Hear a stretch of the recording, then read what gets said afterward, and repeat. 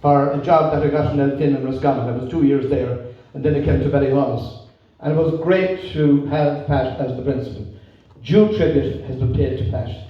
He was absolutely fantastic.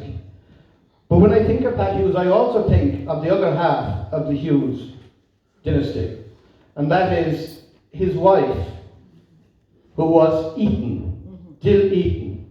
And she was the organist in the church over here. Beautiful organist, a beautiful woman, very petite woman. And as Father Kieran reminded me, not alone in fact was she the organist for many years over in the parish church, she also did musical after musical after musical. She really, really was gifted. And of course Pat Hughes is a member of the famous Hughes dynasty. When you think of Westport, you think of the Hughes family. You think of Carrickdun, you think of Port West, you think of Westport House that they have rescued and have it up and running as a viable proposition today and preserved it for future generations going forward.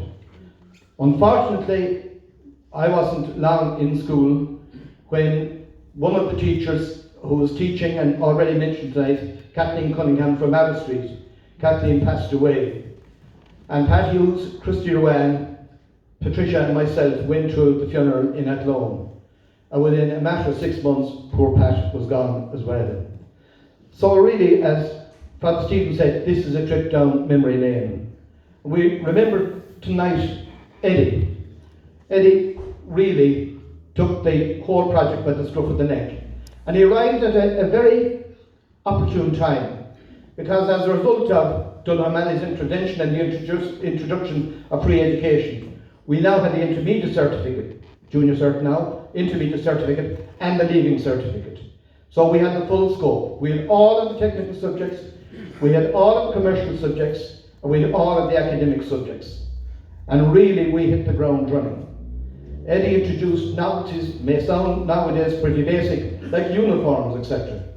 And it's a tribute to Eddie that when the decision was made to merge the 3 schools together, there was absolutely no competition as to who was going to be the principal. Eddie was unanimously accepted by the Archdiocese, by the nuns, and of course by the Vocational Education Committee as unanimous choice. And it was a fair undertaking to merge 3 entities together.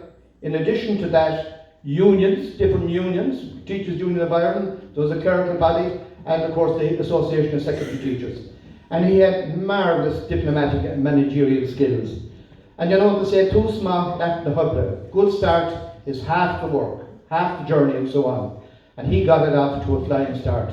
And my God, look at it today. And I have a vivid recollection as to whether or not we were going to have a community school.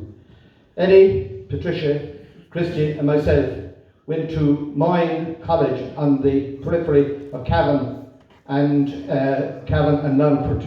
And we visited Father McGee there, who was the principal, and we came home fully intent that this was going to be the answer in Ballyhonus. It was very interesting